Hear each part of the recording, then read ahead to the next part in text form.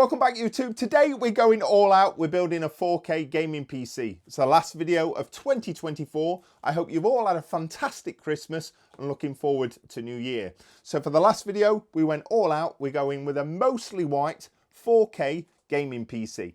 For you enthusiasts out there looking to game at the highest resolution, it's going to be bang on. For any of you looking to stream, edit or content create, it's also going to be perfect as well. So sit back, relax, and hopefully you enjoy the last video of 2024. Let's do it. So kicking off the video, guys, this is going to be absolutely fantastic build. We're going to point out that we have scrimped in a few places to maximize on the most two important things, which is our CPU and our graphics card.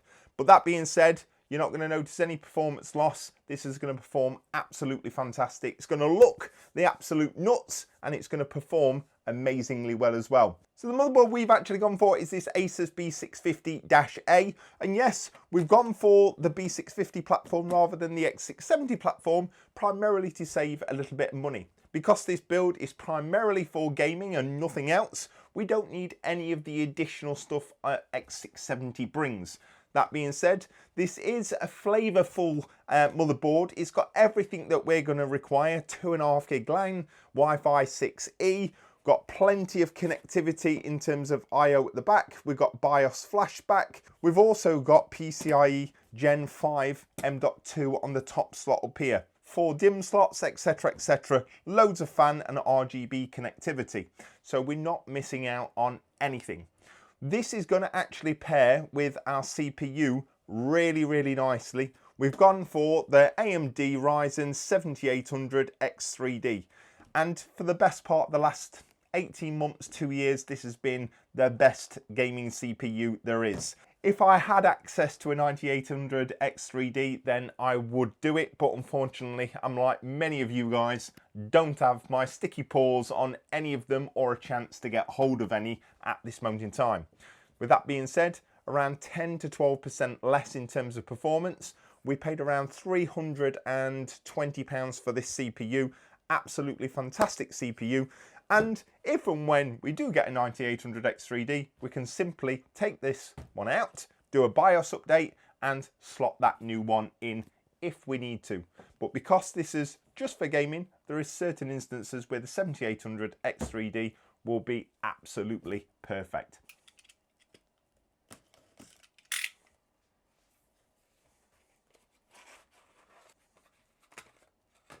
So unlike 5000, we don't need to worry too much about the back of the CPU. The pins are no longer on the CPU. They're actually in the socket. So we can release our retention arm. We can open up our socket and you'll see that our pins are located in here. We have a triangle located up here. We just need to make sure that we match that with the triangle that's on our socket. So we can go ahead, lower that down, a little wiggle, and then we can fold down that and return our retention arm. This plastic bit will flick out. Keep hold of this just in case you sell it or RMA it. Next up is our RAM, and this is Kingston Fury, 32 gigabytes, so two 16 gig sticks, CL30 at 6,000 megatransfers per second. Sweet spot for 7000 series is around 6,000, so it's going to perform really well and sync really nicely with that 7800X3D. Looks especially nice in white, and it's going to contrast really nicely with that PCB on our motherboard. Let's get it installed. Straightforward to install. We want slots 2 and 4, so A2 and B2. Make sure that you undo your notches. Line up and place in both ends. Firm pressure on either side until you hear a click. And we're going to do the exact same for this one.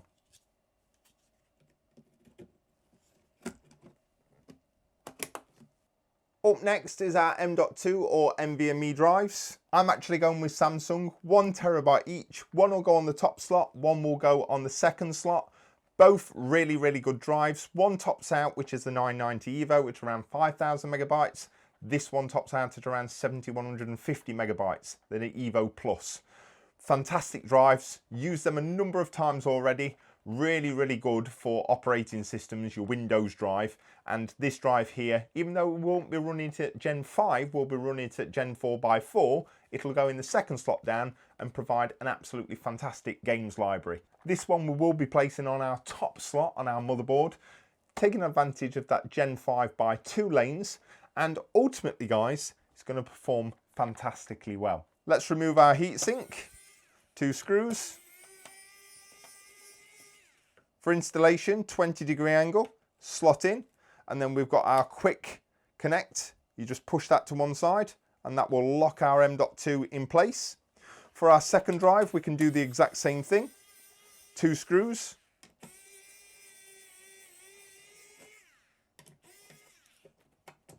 $990 Evo.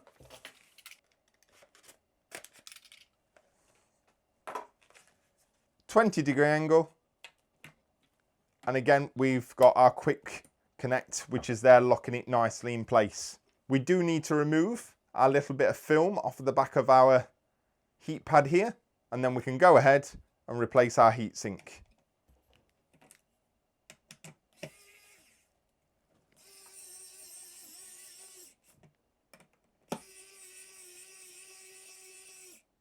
We'll do the same for the top one.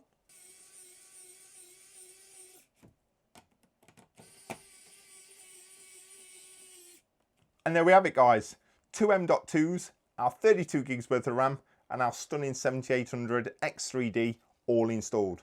Let's get our motherboard into that case. So the King 95 guys is one of my favourite cases, especially if you're a new or beginner builder.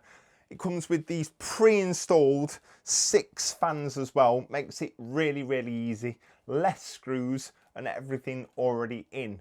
Not only that, fantastic airflow, great visibility in terms of all your hardware in the front of this case, and it's got an inbuilt RGB hub at the back. It's a dual chamber case, loads of different configurations and loads of different systems that you can utilize in this. Obviously we've gone for a white one. Hopefully it will be in keeping with the silvery white motherboard and the rest of the parts as well. So as we've said previously, we've got these 2 140mm fans at the side, we've got these 3 120 fans at the bottom, and we've got our rear exhaust fan as well. All these fans are ARGB, and at the back, when we take off this back panel,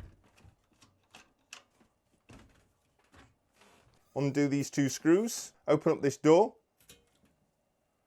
and you'll see at the back here, Montech's done an amazing job wiring up these 6 PWM fans as well as 6 ARGB headers, and the front of the case also is lit up as well, so you get another connection. But you also have 3 connections, so 3 more 5-volt connections as well as 4 more PWM connections you can take advantage of. Loads of space in the back here, huge power supplies. You can also remove this hard drive bay if you've not got a need for that, and then this particular door can cover all the mess but still allow decent airflow for those intake fans on the side. And that solid back panel, well, it's just the icing on the cake. I'm just a little bit shocked that Montech hasn't sent me out any of their new cases to build in them ones. So if you're listing Montech, I'm open to a few cases to build in as well. Before installing, we want to make sure that we have our AIO shield. If you've not got an integrated one like this one, go ahead and install that first. Once you've done that, you can lower down your motherboard onto the standoffs. Be careful not to scrape them all over. We have got a center pin on this particular motherboard, so that's held nicely in place. We then want to take our box, and we're looking for these lovely little labeled screws which are here, and we're looking for the motherboard screws. Get yourself a magnetic screwdriver and go ahead and install all 9 screws. These don't need to be too tight, we just need to make good contact with those grounding pins. Whilst we're here, we're going to connect our USB Type-C, USB Type-3. We have our HD audio, bottom left. We've got our 4-pin going to our controller at the back, just once going to our 4-pin header, which is just here. Then we've also got a 3-pin ARGB connection which needs to go on to either one of these Gen 3 headers at the bottom. Last but not least is our front panel connector, and the great thing what Montech's done is they've put it all as one connector. That just needs to push on to our JFP1, which is just there. And then guys, you will start to see that We're already halfway there and we've only just started, but it's starting to look their business. Next up is the power supply. So the power supply of choice is this FSP Vita GM1000, guys. And the reason why I'm pointing out at the start of the build that it's going to be mostly white is so I don't get slated in the comments for using a black power supply. But a special mention to FSP for sending this particular power supply out. I've had it about 3 or 4 months and I've been waiting to put in a build together that's going to be in keeping with this ATX 3.1 power supply. So it comes with all of the cables that you're going to actually ever require. So it's fully modular, 1000 watts, and in all honesty, guys, it's going to provide ample power for everything that we're chucking in this particular build. Again, big shout out, and guys, go and have a look. If you're picking up a decent power supply with a great rating, with a long lasting warranty, give FSP a quick look. Connections couldn't be easier. 24 pin, we have our 2 connectors. Just make sure they're pushed all the way in. Our SATA power goes on this side. We have our 2 8-pin CPU cables. They're really nicely laid out. So we put our 1 8-pin there and we're putting our other 8-pin CPU just there. And all we're going to do, guys, is we're just going to tear that down like that, and we're going to use an 8-pin and a 4-pin. Whilst the Vita GM1000 does come with a black high voltage power cable, we're actually trying to keep up with the aesthetics this side of the case, so we are going with a custom white cable, high voltage cable as well. So what we're going to do, guys, is we're going to get the power supply installed into the case, and then I'm going to connect my cable extensions and we'll feed them through and make all of the connections. We want our 4 power supply screws. If you do want to take out this hard drive bay, which I probably will do because we haven't got any hard drives or SSDs, then it gives you a little bit more routing for your EPS cables at the back here as well. So to do that, we can just undo our bay. And all we have to do is undo these 4 screws. For our PSU installation, we can just lay in our power supply. We want to make sure that the fan is facing outwards towards the back panel this way. It also sits on this rest here, and we can go ahead and screw it into place. First thing I'm going to do is connect one of our SATA power connections to power our hub. Then we have a second connection which is for the lighting at the front of the case. I'm going to push our high voltage power cable to the front of the case, and we'll cable manage that one at the end. We also need to make sure that we don't have any sharp bends on this high watt cable as well. We're going to take our colourful mod extension kit. We'll take our 24 pin and connect those together and push this through to the front. We'll take our 8-pin EPS cable, put them together, pop them in. That can go through to the front of our case. We'll do the same thing with our second connector. But on this occasion, we're only actually going to require one of the 4 pins. So our first cable is our 24 pin. Just bend that round and make a solid connection. Next cable is one of our 8-pin EPSs. You just need to make sure that the clip is facing the correct way. We can fold that round and plug that into here. You just want to make sure that that is in correctly. Again, the excess can be pushed to the back. And one of the reasons why I wanted to do this now is because once you've got an all-in-one, it's much more fiddly to get these particular cables installed. Much better to do it now without the all-in-one there. And then our last cable is our 4-pin connector. And that can go just in there. And again, we can push the excess through to the back. And there we have it, guys. All the cables pushed through to the back, tidied up slightly, ready for the all-in-one. So let's move on to the Hyperflow ARGB 360 from Montech. And there we have it, guys. So I don't think it would be very in keeping with the Montech King Pro without the Montech all-in-one. If you're interested in this all-in-one, guys, fantastically priced, really good performer. I'll leave a card up there so you can go and check out the actual review. Performed fantastically well. Let's get out the hardware, get it installed. Just to give you a quick overview, 1151, 1200, 1700 for Intel. All the mounting back plates are all in one bag. AM4, AM5, the mounting are all in the other. It also comes with 2 all-in-one clips as well, which really nicely hold these tubes in place so you can get them. It also comes with a spreader. Some thermal paste and a little guide as well, which you can peel off and it leaves a nice pattern on there. A real big fan of this particular all-in-one, guys. Syncs beautifully with this particular case, and as you'll come to see at the end, looks tip-top. So first step is our mounting plate for AM4 or AM5. Put that on. Want to make sure that these clips are facing upwards. We then want to make sure that we've got our spring-loaded screw and our mounting bracket. We can just place that through and screw on each one. We'll do the same for this side. I always find it much easier to lie your case down so you're not fighting against gravity and you've not got to have 3 hands.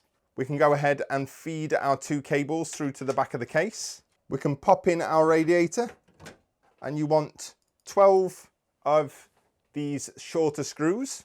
And what we're looking to do is just put a screw in each corner of this all-in-one. We're not looking to tighten this down at this point, because what we're wanting to do is give ourselves a little bit of flexibility when it comes to sliding it left and right. We'll take some of our thermal paste and we're going to do a line down the center, hook this one over here and this one over here. It's always much easier to do the one that you can see, can't see first. And once you've got them over, just slide it on. There we go. You want that screwdriver that you've kept handy, and all you're looking to do is do a few turns on one side and a few turns on the other, and hopefully that will mean our CPU has centered nicely and it's got sufficient mounting pressure, and that thermal paste has distributed itself across that IHS of that CPU, giving us a really good contact, therefore hoping our temperatures are bang on. Off of our CPU pump, we have a 3-pin ARGB connection and we have a 4-pin PWM connection. The PWM is to go onto our CPU header, and this 5-volt 3-pin is going into the back of that case with the rest of the 3-volt headers. So at the back of the case, we have our 4-pin PWM and our 5-volt for our 3 fans, and then we've got our 5-volt for our RGB on our pump. At the back of the King 95, you'll see we've got 2 more or 3 more headers. We've got 2 connections and a 1. So all we need to do is to connect that onto one of those, like so. We can do the exact same for this 5-volt.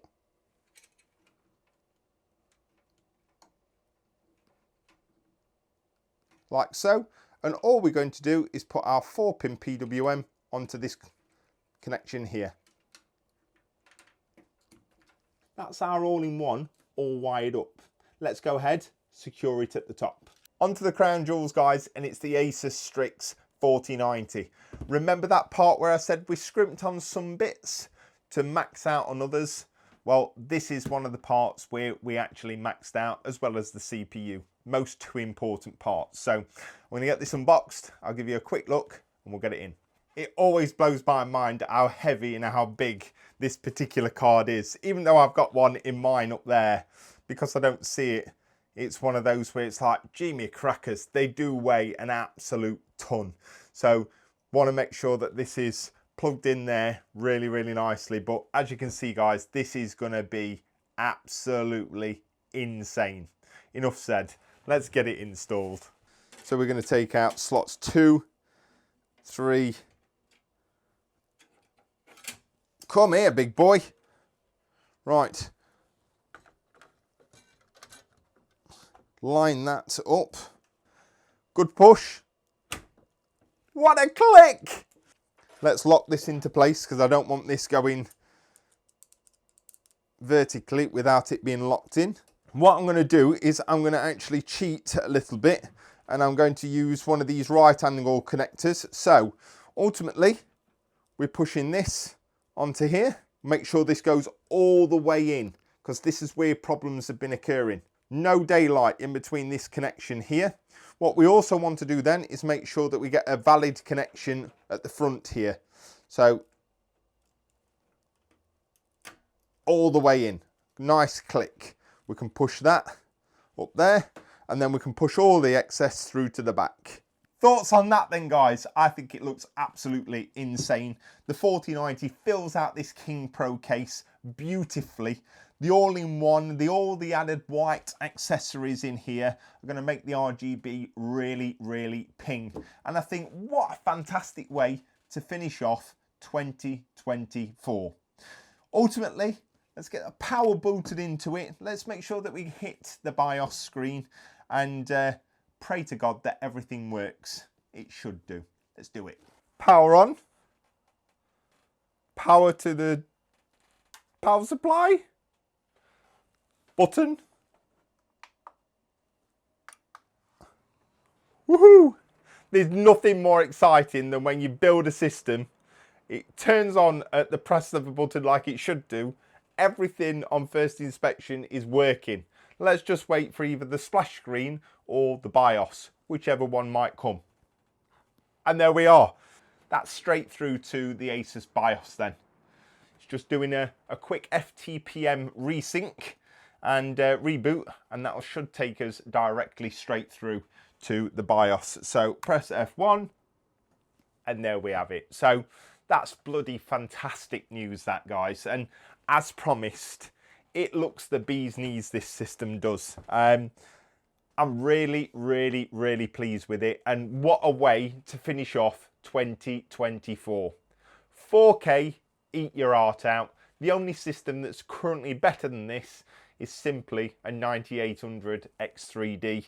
And ultimately, you can upgrade to that when they become a little bit more in stock or drop down in price slightly. Up to you. But ultimately, guys, this is my final build of 2024. I want to say a humongous thank you to every supporter, every subscriber, every like, every comment. It means the absolute world to me. I wish you the very best and happy new year, and we look forward to building more PCs in 2025 with your support. If you've not subscribed already, smash that subscriber button. Hit that like button as well so you don't miss out on any new videos, and I'll see you in 2025. Take it easy.